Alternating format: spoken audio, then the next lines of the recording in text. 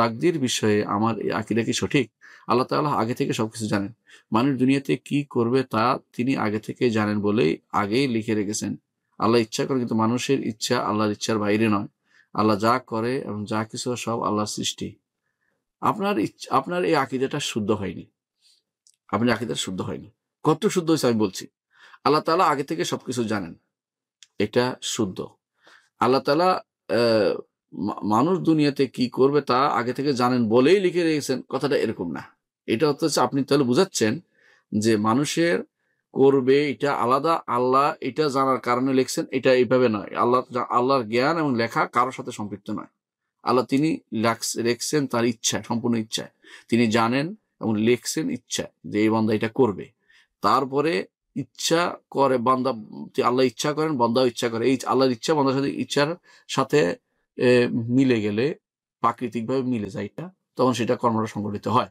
আর যখন আল্লাহর শারঈ ইচ্ছা, শরীয়তগত ইচ্ছা এবং বান্দার ইচ্ছা একরকম হয়, তখনও সেটা সওয়াবের কাজ হয়।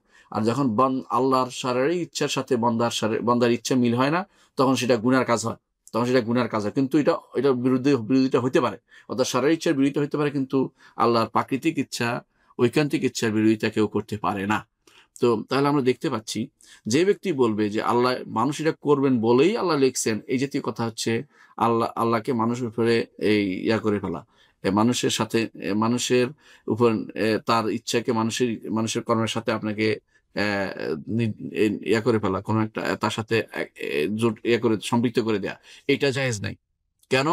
ফাআলুল লিমা ইয়াশা, তিনি যা ইচ্ছা তা করেন, যা ইচ্ছা তা করেন। এই জন্য এটা করতে পারবে না। তিনি লিখেছেন যে জাকারিয়া এটা করবে, তিনি লিখেছেন যে হাবিবুল্লাহ এটা করবে, তিনি লিখেছেন যে সলিমুল্লাহ এটা করবে। এটা তার কোনো দোষ নাই। কিন্তু তিনি কি লিখেছেন আমি জানি না। আমি হচ্ছে বান্দা, আমি দাস। আমার দায়িত্ব দিয়েছেন, তিনি কোরআন দিয়েছেন, হাদিস দিয়েছেন। এখন আমি লিখবো, পড়বো, আমল করব।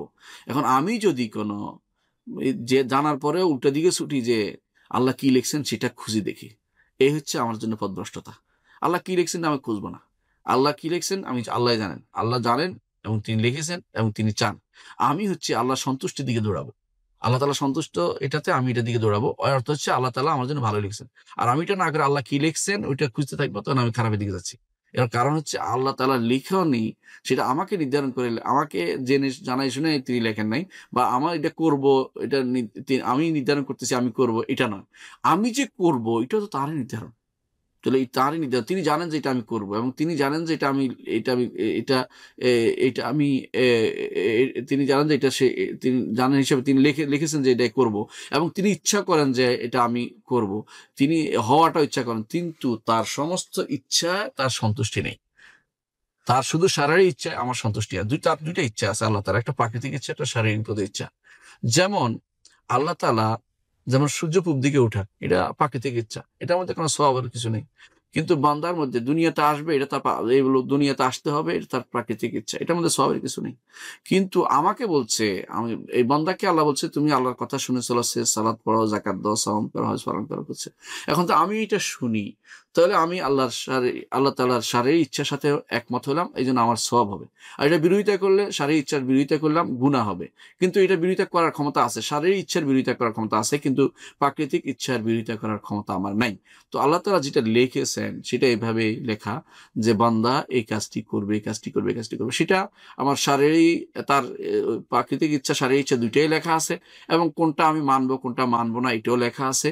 তো সেই হিসেবে লেখা আছে এখানে।